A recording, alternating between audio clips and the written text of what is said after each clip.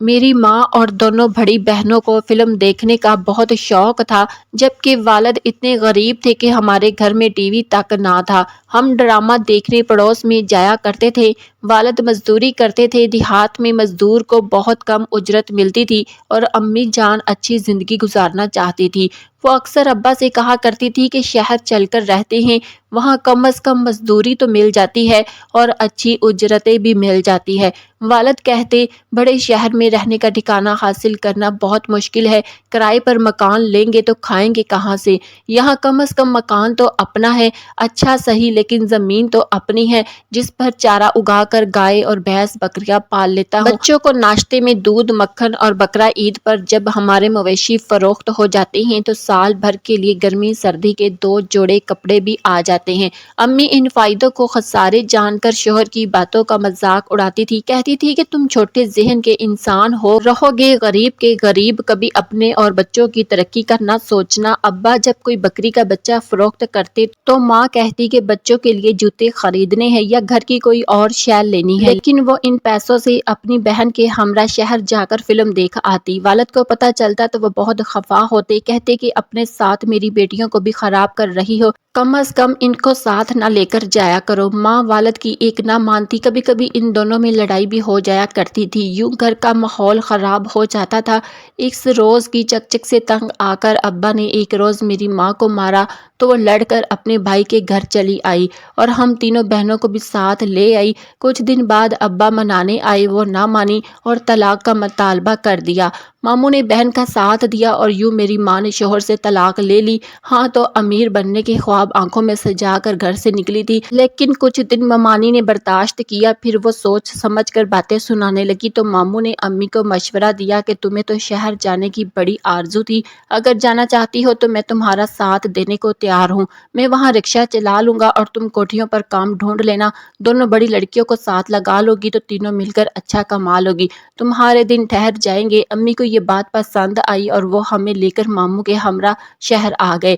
ماموں ایک رکشہ کرائے پر چلانے لگے، ان کی اچھی خاصی آمدنی ہو جاتی تھی۔ امی نے بھی نزدیکی بنگلوں میں کام ڈھونڈ لیا، یہاں ایک کام کی اجرت 1000 تھی۔ اس طرح میری ماں کو ہر گھر سے 4-5 ہزار مل جاتے تھے۔ اسی طرح وہ ہر ماہ 20,000 سے اوپر کما لیتی تھی، کیونکہ دونوں میری بڑی بہنیں بھی ساتھ کام پر جاتی تھی۔ وہ بہت خوش تھی کہ اس دھول بھرے دیہات کو چھوڑ دیا اور یہاں آ گئی ہیں۔ بیگمات ہر سیزن نئے کپڑے تبدیل کرتی تو پرانے کپڑے دے دیتی اور کھانا بھی مل جاتا۔ ماموں نے مکان کرائے پر لیا تھا، ہم بھی اس میں ہی ساتھ رہتے تھے، وہ ہم سے کرائے کی قیمت صرف 2000 روپے لیتے، اسی طرح مل جل کر گزارا ہو جاتا۔ ان دنوں میری عمر 8-9 برس تھی، امی اور بہن کام پر چلی جاتی، میں ممانی کے ساتھ گھر پر ہی رہتی۔ ہمارے گھر سے تھوڑی دور بنگلہ تھا جہاں امی کام پر جاتی تھی۔ جب بیگم صاحبہ کے شوہر اپنے کام کے سلسلے میں دوسرے شہروں میں ہوتے تو امی مجھے شام کو ان کے گھر بھیج دیتی تھی کہ تم نے رات کو ان کے پاس رہنا ہے، وہ اکیلی ہے، صبح جب میں آؤں گی تو تم گھر آ جاؤ۔ یہ معمول ہو گیا۔ جب اس بیگم کے شوہر گھر نہ ہوتے تو وہ مجھے اپنے کمرے میں بلا لیتی تھی۔ وہ بہت اچھی تھی، مجھ سے بہت پیار سے پیش آتی تھی، کیونکہ میری موجودگی سے انہیں تنہائی میں وحشت نہیں ہوتی تھی۔ میں چھوٹی تھی، ان کے گھر میں ٹی وی دیکھتے دیکھتے سو جاتی۔ ایک روز ان کے شوہر باہر گئے تو انہوں نے امی سے کہا کہ آج شام میں مریم کو میرے پاس بھیج دینا۔ میری ماں نے میرا ہاتھ منہ دھلایا اور ان کے گھر جانے کو کہا۔ سردیوں کے دن تھے اور شام ہونے کو تھی، میں خود ہی دوڑ کر ان کے گھر چلی جایا کرتی تھی، لیکن اس روز میں گھر سے نکل کر بنگلے کی طرف گئی تو گلی پار کرتے ہی مجھے بندر والے کی آواز سنائی دی تھی۔ ایک بندر والا بندر کی ڈوری تھامے جا رہا تھا اور اس نے ابھی ابھی تماشا ختم کیا تھا۔ مجھے دکھ ہوا کہ جلدی گھر سے کیوں نہ نکلی، دیر سے آنے کی وجہ سے تماشا نہ دیکھ سکی۔ خیال آیا کہ ابھی یہ ضرور اگلی گلی میں جا کے تماشا دکھائے گا۔ میں اس کے پیچھے پیچھے چل دی اور اپنے اور بیگم کے گھروں سے دور نکل گئی۔ احساس نہ ہوا کہ کہاں سے کہاں آ گئی ہوں۔ بندر والے نے تماشا نہ دکھایا بلکہ سڑک پار کر لی اور دور نکل گیا۔ اب ہوش آیا کہ میں کتنی دور آ گئی تھی۔ شام گہری ہو چکی تھی، آنٹی کا گھر نہ جانے کہاں رہ گیا تھا، سر چکرانے لگا۔ آگے پیچھے ادھر ادھر دیکھا، سب گلیاں اور راستے ایک جیسے نظر آئے۔ بیگم صاحبہ نے سوچا کہ ماں نے آج مجھے بھیجا ہی نہیں اور امی نے جانا کہ میں ان کے گھر پہنچ چکی ہوں، لیکن میں اب ایک چوراہے پر کھڑی تھی، راستے کی بھول بھلائیوں میں گم تھی۔ سردی لگنے لگی، اوپر سے اندھیرا چھانے لگا۔ اندازے سے پلٹ کر نہ جانے کس راستے پر چلی گئی تھی۔ ایک شخص جو وہاں سے گزر رہا تھا میرے رونے کی آواز سن کر پاس آیا اور پوچھا کہ بچے کدھر جانا ہے، کیوں رو رہی ہو، کیا راستہ بھول گئی ہو؟ ہاں، میں نے جواب دیا، بندر والے کے پیچھے تماشا دیکھنے جا رہی تھی، راستہ بھول گئی ہوں۔ کہاں سے آئی ہو؟ مجھے کچھ پتہ یاد ہوتا تو بتاتی نا۔ مدحواسی میں ادھر ادھر اشارہ کرنے لگی۔ اس نے میرا ہاتھ پکڑ لیا اور قریبی مسجد میں لے گیا۔ وہاں مولوی صاحب سے بات کی اور اعلان کروایا کہ میں نے اپنا اور ماموں کا نام بتایا تھا۔ اعلان پر مجھے بھی کوئی لینے نہ آیا تو اس آدمی نے مجھے امام مسجد کے سپرد کر دیا کہ آج آپ اسے اپنے گھر لے جائیں، آج اسے اپنے گھر میں رکھے، کل پھر اعلان کر دینا، شاید کوئی لینے آ جائے۔ کئی بار اعلان ہوا، مجھے لینے کوئی نہ آیا۔ میں امانتاً امام صاحب کے گھر میں رہ گئی تھی اور وہ مساجد میں اعلان بھی کروا رہے تھے۔ ان کی ایک بیٹی میری ہم عمر تھی، میں اس کے پاس ہوتی اور امام صاحب کی بیوی مجھے کھانا وغیرہ کھلا دیتی تھی۔ وہ بہت اچھی اور رحم دل خاتون تھی۔ شروع میں روز اٹھ کر میں روتی تو وہ تسلیاں دیتی کہ امام صاحب تمہارے گھر والوں کو ڈھونڈ رہی ہیں، ہم جلد تمہیں ان کے پاس پہنچا دیں گے۔ لیکن جب میرے گھر والوں کو نہ ڈھونڈ پائے تو وہ اپنے پاس ہی رکھ لیا۔ میں ان لوگوں سے مانوس ہو گئی تھی، خاص طور پر ان کی بیٹی مہربانوں سے میری بہت اچھی دوستی ہو گئی۔ امام صاحب پشاور کے تھے، ان کے بڑے بھائی کا انتقال ہو گیا تو وہ سب لوگ پشاور آ گئے اور مجھے بھی اپنے ساتھ لے آئے۔ یہاں آ کر امام صاحب نے مجھے اسکول میں داخل کروا دیا۔ وقت گزرتا رہا، میں نے 8ویں تک تعلیم حاصل کر لی، آگے پڑھنا چاہتی تھی۔ ان کی بیٹی نے میٹرک کر لیا تھا، مہربانوں کے لیے ایک اچھا رشتہ آ گیا تو انہوں نے اس کی شادی کر دی تھی۔ مہربانوں کی شادی کے کچھ ہی عرصے کے بعد امام صاحب کو ہارٹ اٹیک کے بعد اس کا انتقال ہو گیا اور میں ان کی بیوہ کے پاس رہ گئی۔ مہربانوں کی شادی میں ہی ان کے سسرال والوں نے مجھے دیکھا، ایک سسرالی رشتہ دار عورت نے میرا رشتہ طلب کر لیا۔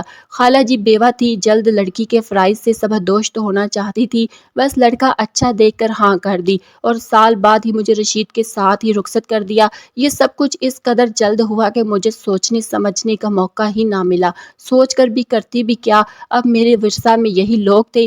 والد امی ماموں اور بہن کو پہلے ہی کھو چکی تھی۔ پیچھے پلٹ کر دیکھتی تو اندھیرا ہی اندھیرا تھا۔ خالہ خود رشتہ داروں کی امداد کے رحم و کرم پر تھی، شکر کرتی کہ شریف گھرانوں میں عزت کا ٹھکانہ مل گیا، یہی بہت تھا۔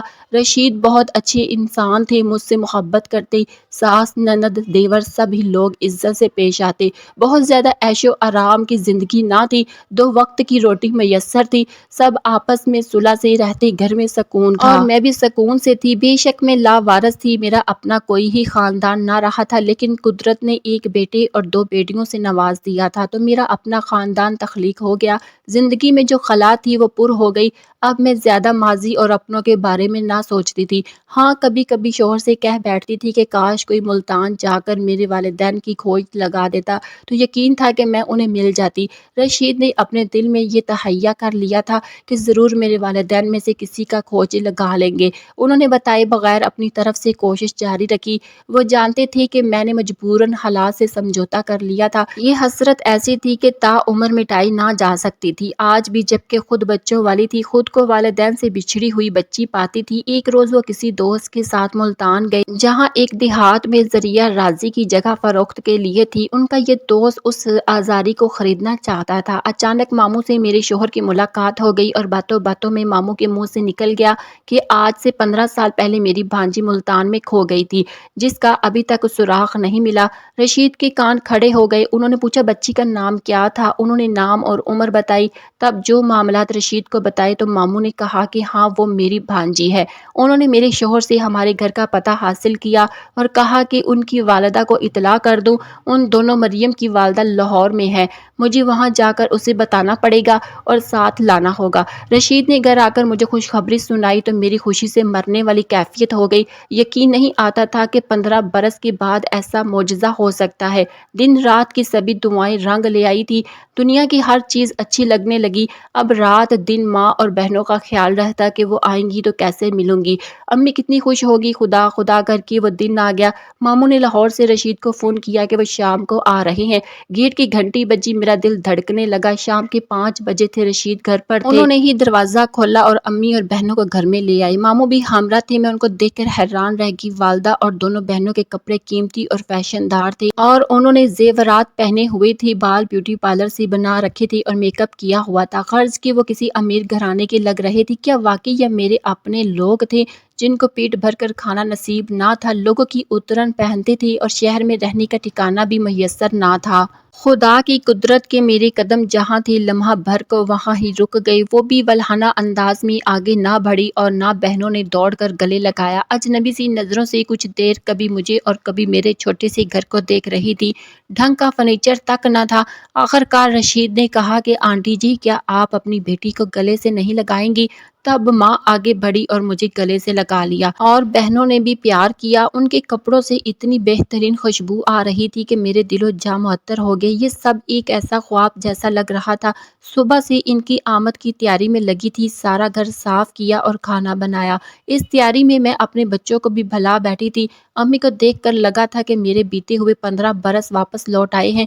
ان کے گلے دوبارہ جا لگی اور پھوٹ پھوٹ کر رونے لگی، جیسے کہ 15 برس پرانا زخم پھر سے بھرا ہو گیا۔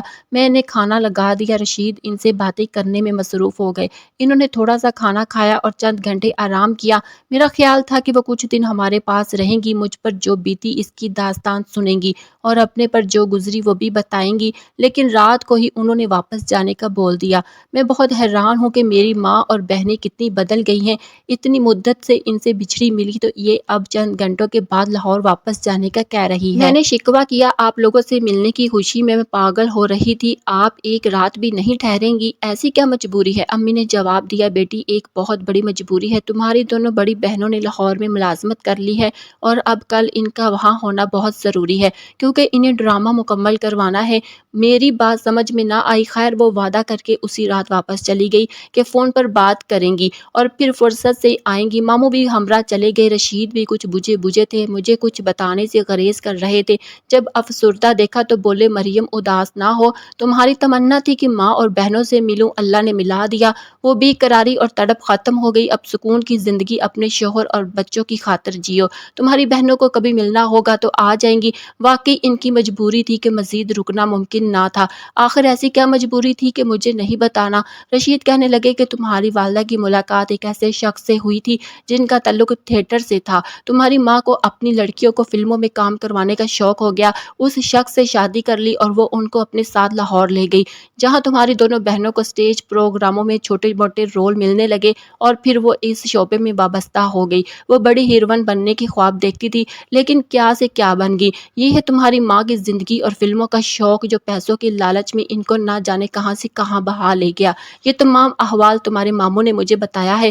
انہوں نے تمہیں غریب گھرانے میں آباد دیکھا تو مایوس ہو گئی۔ یہ لوگ سمجھ رہے تھے کہ میں کوئی مالدار آدمی ہوں جو ان کے دیہات میں زرعی راضی خریدنے گیا تھا، لیکن اب میں نے حقیقت بتا دی کہ میں غریب آدمی ہوں۔ وہ قیمتی اراضی میں نہیں بلکہ میرا ایک مالدار دوست خرید رہا تھا۔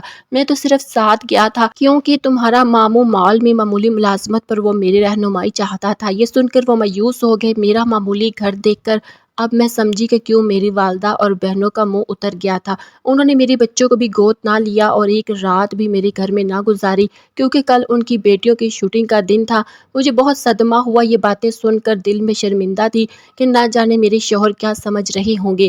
ہر وقت ان کی یاد میں تڑپتی اور اس کے اپنے کس قسم کے لوگ نکلے۔ امی پھر آنے کا کہہ گئی تھی۔ کچھ دن بعد فون کیا۔ میں نے بد دلی سے تھوڑی سی بات ضرور کی لیکن ان کو اپنے گھر آنے کا نہ کہا۔ چاہتی نہ تھی کہ رشید کو برا محسوس ہو کیونکہ اب میری زندگی رشید اور میرے بچوں سے وابستہ تھی اور میں اپنے گھر کو بے سکون نہیں کرنا چاہتی تھی۔ سوچا کہ جیسے زندگی ماں چاہتی تھی ویسے اسے مل گئی۔ چلو اچھا ہوا کہ ان کے سارے ارمان پورے ہو گئے۔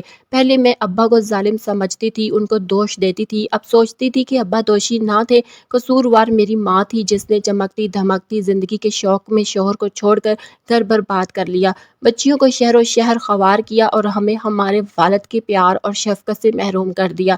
مجھے اداس دیکھ کر رشید نے کہا کہ اگر تم ان لوگوں سے ملنا جلنا رکھنا چاہو تو مجھے کوئی اعتراض نہیں، کہو تو لاہور جا کر انہیں تمہارے پاس لے آؤں۔ میں نے کہا نہیں، اب انہیں میرے پاس مت لانا، بس ایک ملاقات کافی ہے، دوبارہ قسمت میں ملانا ہوگا تو مل جائیں گے۔ ماں کو فلمی دنیا نے بالکل بدل دیا تھا، شوہر میرے غم گزار تھے، انہوں نے تسلی دی کہ اگر چاہو تو تمہارے والد سے ملا دوں، اب تو گاؤں کا بھی پتہ چل گیا ہے۔ نہیں، ان سے بھی نہیں ملنا چاہتی، نہ جانے وہ کس طرح سے ملیں گے۔ آپ کو خدا سلامت رکھے۔ اب مجھے کسی اپنے سے ملنے کی حسرت نہیں، آج اپنے شوہر کے ساتھ خوش خرم زندگی گزار رہی ہوں۔ لاکھ بھلایا بچپن کو نہ بھلا سکی، اپنوں کی یاد پھر بھی آتی ہے، اپنے بچوں کی حفاظت کرتی، ایک پل بھی ان کو نظر سے اوجھل نہیں کرتی کہ وہ کہیں کھو نہ جائیں، جیسا میں اپنے بچپن میں کھو گئی تھی۔ میری آج کی کہانی آپ کو اچھی لگی ہے تو لائک کریں اور اس کو زیادہ سے زیادہ اپنے دوست احباب کے ساتھ بھی ضرور شیئر کریں۔ شکریہ۔